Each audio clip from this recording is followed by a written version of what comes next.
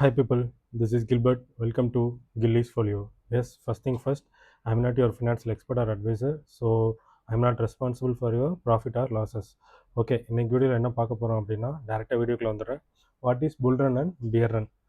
புல் ரன்னா என்ன, பியர் ரன்னா என்னங்கிறத அந்த வீடியோவில் பார்க்க போகிறோம். ஸோ ஆஸ் யூஷுவல் டைமை வேஸ்ட் பண்ணாமல் சிம்பிளாக ஷார்ட்டாக சொல்லிட்டு முடிச்சிடுறேன்.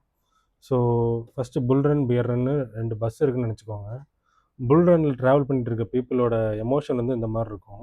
பியர் ரன்னில் ட்ராவல் பண்ணிட்டு இருக்க பீப்புளோட எமோஷன் வந்து இந்த மாதிரி இருக்கும். குழப்பம், பயம் கலந்த மாதிரி இருக்கும். புல் ரன்னில் ட்ராவல் பண்ணிட்டு இருக்க பீப்புளோட எமோஷன் வந்து ஹாப்பியாகவும் ஓகே ஒரு நம்பிக்கையாகவும் இருப்பாங்க அவங்க வந்து. ஸோ இதுதான் 2 எமோஷன் புல் ரன்னில் நீங்கள் ட்ராவல் பண்ணும்போதும் பியர் ரன்னில் ட்ராவல் பண்ணும்போது இருக்க எமோஷன். சரி, இந்த எமோஷன் எதனால் ஏற்படுது அப்படின்னா புல் ரன்னில் அப்படிங்கிறப்போ வாங்கின பொருளோட ப்ரைஸ் எல்லாம் வந்து நல்லா மேலே போய்கிட்டு இருக்கும். பீப்புளெலாம் ப்ராஃபிட்டில் இருக்காங்கன்னு அர்த்தம். when people are in profit, that is bull run. Bear ரன்னா என்னென்னா பீப்புளெலாம் வந்து நஷ்டத்தை நோக்கி போயிட்டுருப்பாங்க. அவங்க வாங்கின பொருளோட எல்லா விலையும் வந்து லாஸில் போய்கிட்டு இருக்கும். ஸோ அது வந்து பியர் ரன்பாங்க. சரி, இது வந்து ஒரு சார்ட்டோட நான் உங்களுக்கு எக்ஸாம்பிள் காட்டுறேன். இது வந்து கோல்டோட சார்ட்டு. ஓகே, இப்போ கரண்ட்டாக கோல்டு வந்து என்ன ப்ரைஸில் இருக்குதுன்னு எல்லாருக்கும் தெரியும். ஓகே, ஸோ இப்போ ரீசெண்டாக இது வந்து கோல்டோட சார்ட். இது வந்து என்ன, இது வந்து இப்போ ரீசெண்டாக புல் மார்க்கெட்டில் இருக்குது கோல்டு வந்து மெட்டல் கேட்டகரியில் வருது.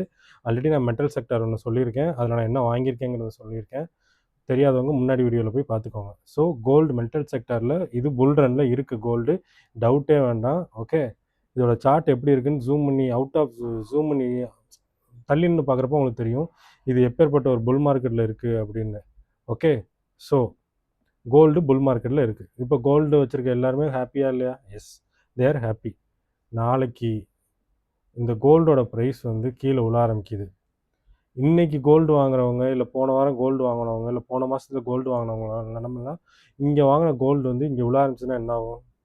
That is bear market. Yes, இதுதான் பியர் மார்க்கெட்னு சொல்லுவாங்க. இதுக்கு முன்னாடி இது நடந்திருக்கா அப்படின்னா காட்டிடுறேன்.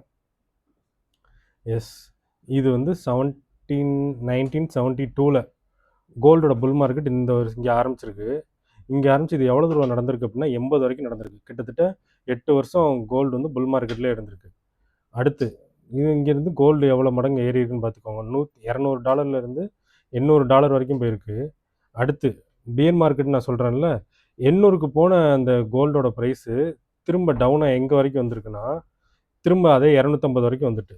ஸோ ஒரு புல் மார்க்கெட்டில் எவ்வளோ வேகமாக போதோ அதே மாதிரி பியர் மார்க்கெட்டில் அவங்களுக்கு கீழே இறக்கி விட்ரும். ஸோ ஒரு இன்வெஸ்டராக நம்ம வந்து ஒரு புல் மார்க்கெட்டில் இருக்க அசட்டை வாங்கணுமா, இல்லை பியர் மார்க்கெட்டில் இருக்க ஒரு அசட்டை வாங்கணுமாங்கிறதான் இந்த இடத்துல முக்கியமான கேள்வி.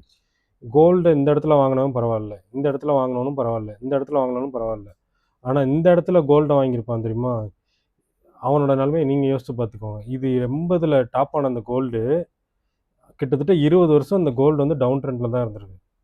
ஓகே, அடுத்து இப்போ 80ல் ஏற ஆரம்பித்த கோல்டு வந்து அடுத்து 2010 வரைக்கும் அடுத்த நெக்ஸ்ட் 10 இயர்ஸ்க்கு புல் மார்க்கெட்டில் இருந்திருக்கு. ஸோ கோல்டோட புல் மார்க்கெட் ரேலி வந்து 10 இயர்ஸ்க்கு இருக்குது. ஓகே, இப்போது இந்த வருஷம் ரேலி எப்போ ஆரம்பிச்சிருக்கு அப்படின்னா 2018-19 ஆரம்பிச்சிருக்கு. ஸோ இந்த ரேலி அப்ராக்சிமேட்டாக எது வரைக்கும் போகுங்கிறத நீங்கள் கால்குலேட் பண்ணிக்கோங்க. என்னோட கால்குலேட் படி 29, 30 வரைக்கும் போகலாம்.